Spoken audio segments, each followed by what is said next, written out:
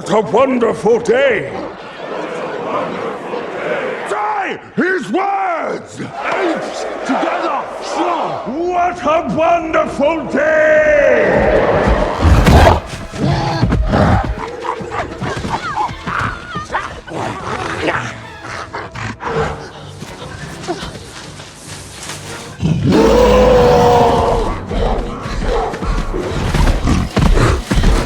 In 2328, apes are more intelligent than ever before because of the virus that humans have made, which led to their downfall. The virus destroyed human intellect and their ability to speak, and the affected humans are now called echoes. As both species struggled for survival, an ape named Caesar rose up and sacrificed everything for his kind. Many generations later, a trio of young apes from the Eagle clan ventures into a jungle in search of eagle nests. They want to steal eagle eggs for their bonding ceremony the next day, after which the newly hatched eagle will become their lifelong pet and companion. After climbing some steep ledges, the trio finally reaches an eagle's nest. To their disappointment, there are only 3 eggs. Noah, the leader, reminds them of the law that states they must leave 1 egg in the nest. Anaya wants to take all 3, but Noah firmly stops her. Noah tells his friends, Anaya and Suna, to each keep an egg since they are both older than him. Suna comforts Noah by saying they will raise the baby eagle together. However, Noah soon notices another large eagle's nest at the tip of a high, rocky cliff, giving him a sense of hope. He quickly runs toward the nest but reaches a dead end, facing a vast gap between the 2 ledges. Determined, he grabs a metal pipe, jumps off the cliff, and uses the pipe to hook himself to the opposite side, finally reaching the eagle's nest by stepping on some weak tree branches.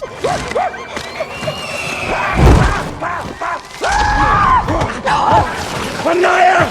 Suna! Noah!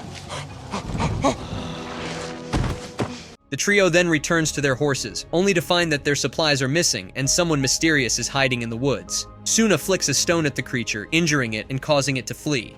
They follow the creature, which disappears into a tunnel they are forbidden to cross. Nervously moving forward, Anaya picks up Noah's blanket, stolen by the creature, with blood marks on it. Anaya suspects the blood belongs to an echo, though Noah insists that echoes usually do not cross the valley into the ape's territory. The trio rushes back to the village. Upon reaching back, Noah meets his mother, Dar, who tells him to take the egg to his father, Koro, the birdmaster. Noah then heads to a shelter where Koro is tending to many eagle eggs, humming a song to them. As Noah begins talking to Koro, Koro's pet eagle, Sun Eagle, returns from outside and aggressively bites Noah. Koro chuckles, explaining that Sun Eagle is more irritable because he's been working harder than usual to help with the fishing needed for the upcoming ceremony. However, Koro notices a strange smell, prompting Noah to show him the blanket marked with the blood of an echo. Concerned, Koro asks if Noah ventured into the Forbidden Valley beyond, but Noah denies it firmly.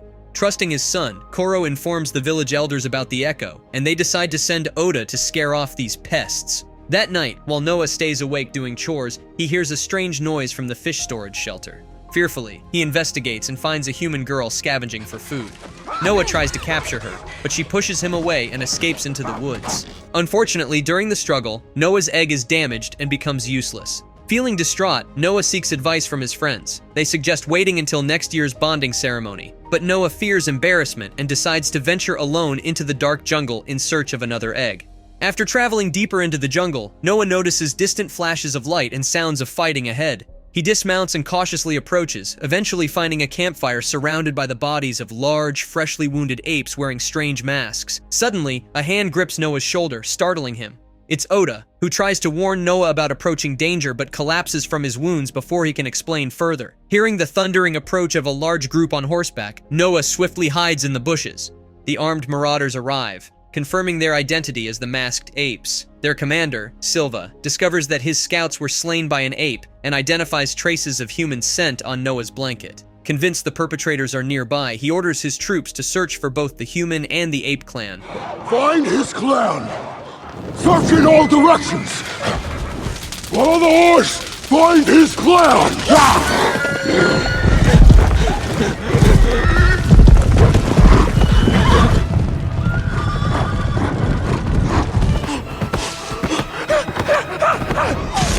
Round them up! No, please!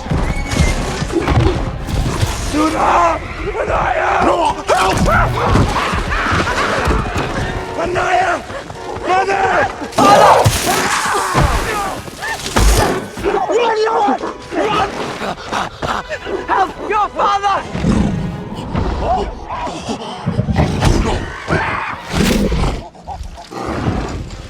human!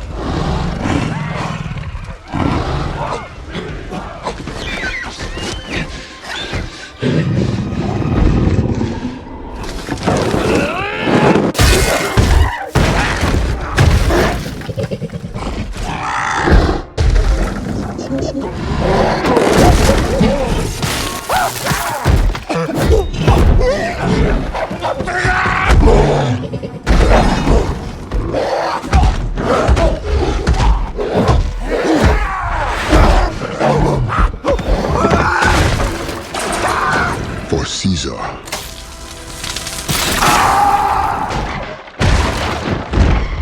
The next morning, Noah awakens, having survived the fall, only to find his village in ruins. Sadly, his father has died. Noah solemnly buries him, and after mourning, vows to track down the marauders and rescue his abducted clan members. Meanwhile, Sun Eagle survives and screeches at Noah before flying away. Determined, Noah gathers a horse and a damaged electric stick, embarking on a journey into the valley beyond. During his travels, he passes through the remains of an ancient human city, where he discovers his mother's scarf on the ground, a sign he's on the right path. On a windy night, he senses being followed but decides against confronting the presence. The next morning, Noah finds Sun Eagle nearby and tries to call it to his arm with a humming tune like his dad used to.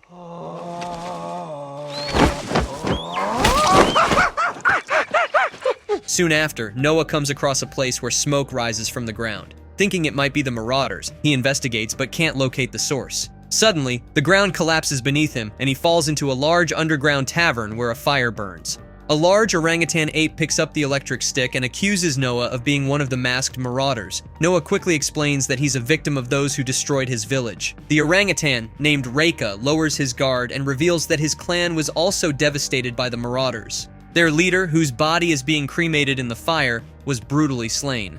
Raka survived by hiding, safeguarding their sacred duty to protect ancient books written by humans, something entirely new to Noah. Intrigued, Noah asks about the name Caesar, which the marauders chanted earlier. Raka explains that the marauders distort Caesar's teachings. Long ago, Caesar was a revered ape leader who taught the true essence of apehood and established laws that unified apes and forbade killing among them. Raka's clan remains faithful to these teachings, making them the genuine followers of Caesar. Apes, together, strong. We, the order of Caesar, follow his words. Apes built this as a refuge for humans. Perhaps here, humans were cared for, fed. Echo, they are scavengers. They were important to Caesar. Humans held significant meaning for Caesar, and Raka shares this reverence for them. As they ascend to the surface, they encounter the same human girl as before. Noah startles her away before Raka can communicate with her. Noah reveals that the girl has been following him since his village was attacked. Intrigued, Raka decides to join Noah on his journey in hopes of meeting the human girl. After traveling a while, they make camp for the night. Soon after, the hungry and shivering girl approaches. Raka names her Nova, using the same name they've given to all humans since Caesar's time. Raka shows kindness by offering Nova some fruits, which she eagerly accepts and starts eating. He then picks up Noah's mother's scarf to give to her for warmth. Curious about Caesar's deep concern for humans, Noah asks Raka why. Raka shares the legend that Caesar himself was once raised by humans. As the first elder of the apes, Caesar governed with integrity, ethics, and compassion. Caesar never had to share camp with this Nova.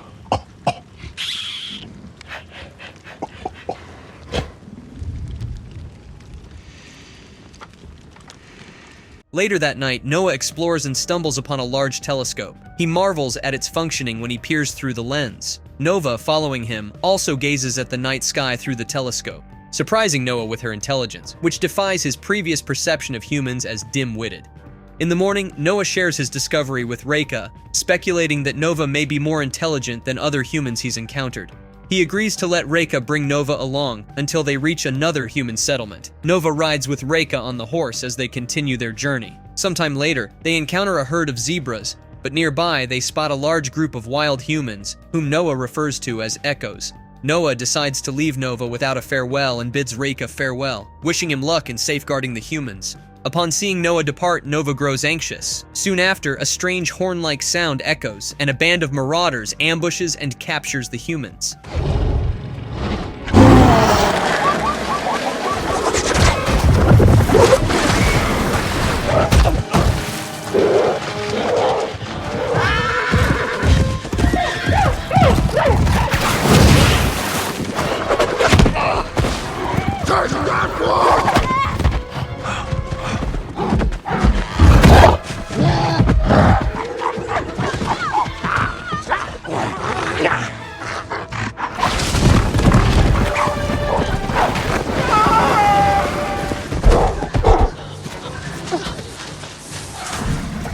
Spread out! Lightning!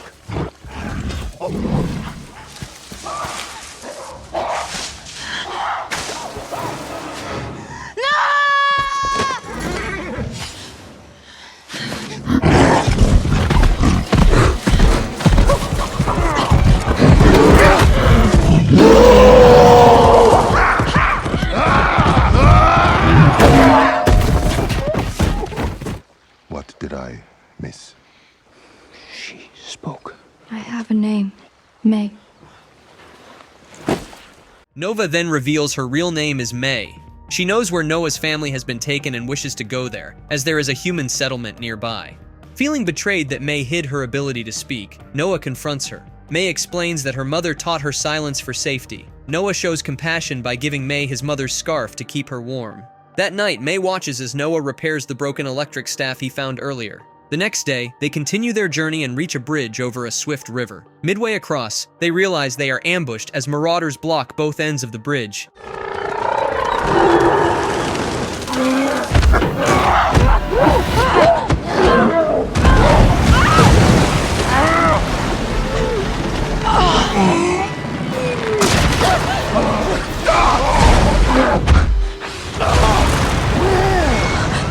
Together!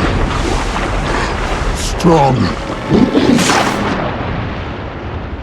Subsequently, Noah and May are captured and taken to the Marauders' stronghold, situated near the seashore outside a large military bunker. May is separated from Noah and brought into a room filled with books and various other items.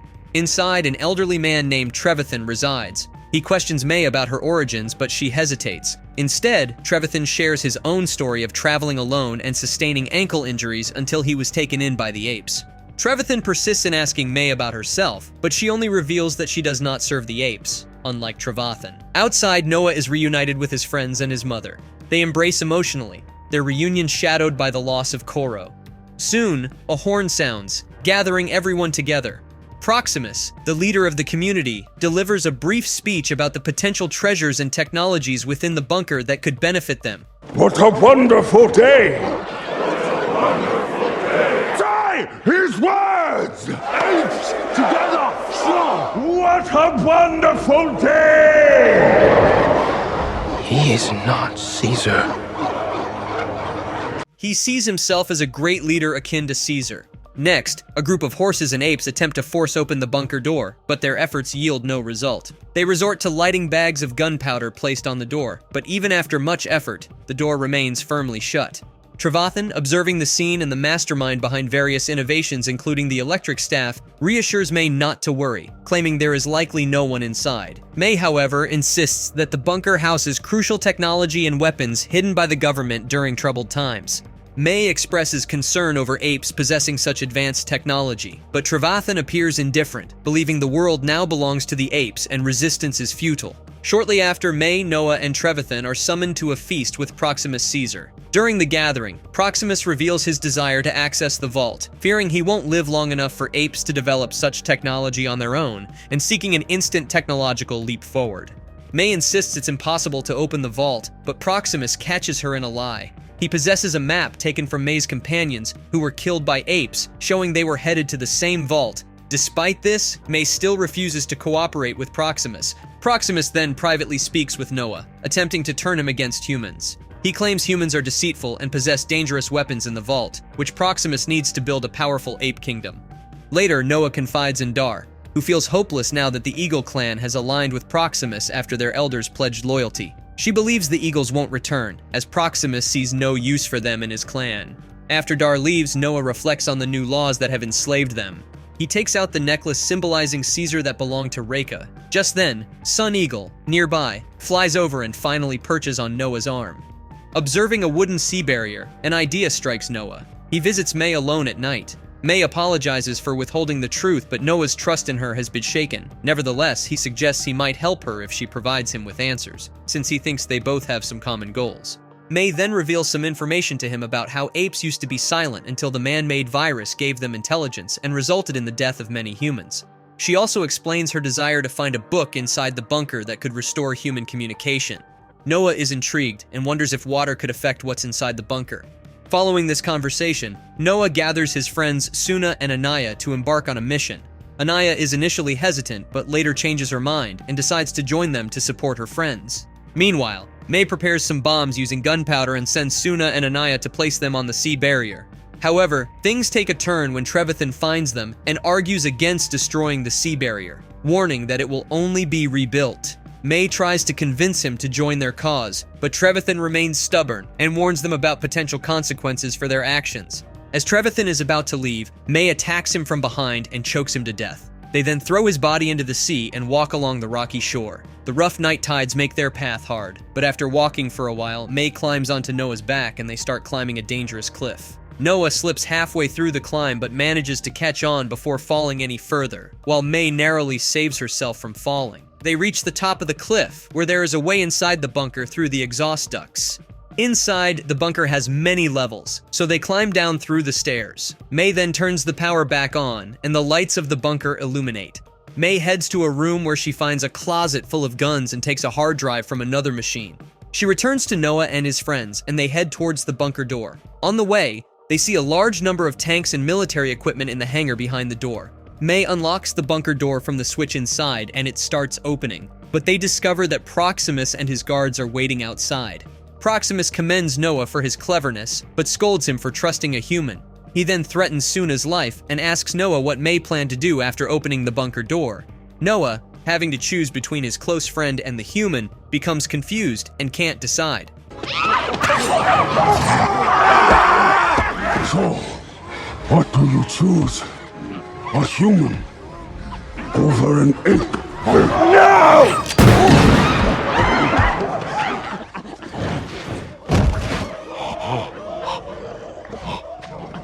Hey! No! What have you done?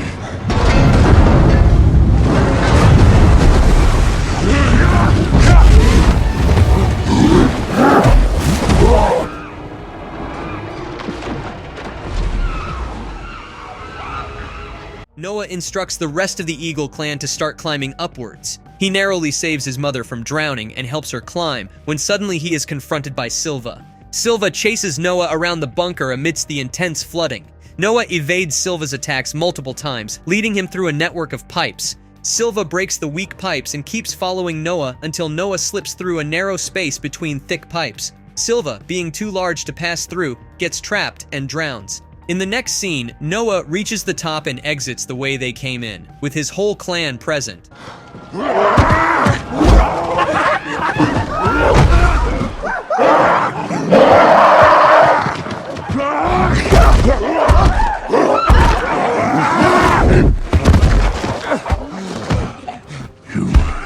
are going to stand so that you can bend for your king. Now stand! Stand now!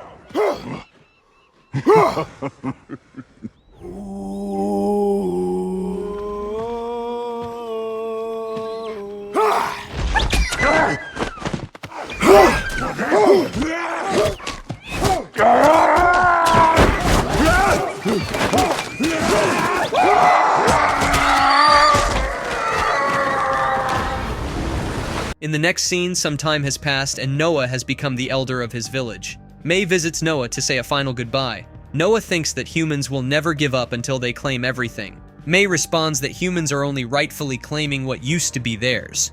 Noah wonders what Raka would say at such a moment and asks May if humans and apes could live together. May doesn't have an answer, but it's clear she still doesn't fully trust Noah as she holds a gun behind her back.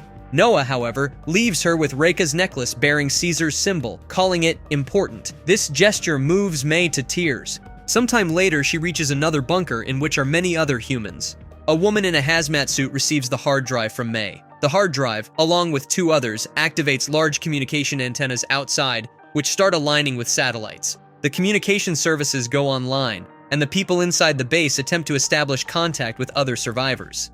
They succeed in receiving a reply from another military base in Indiana.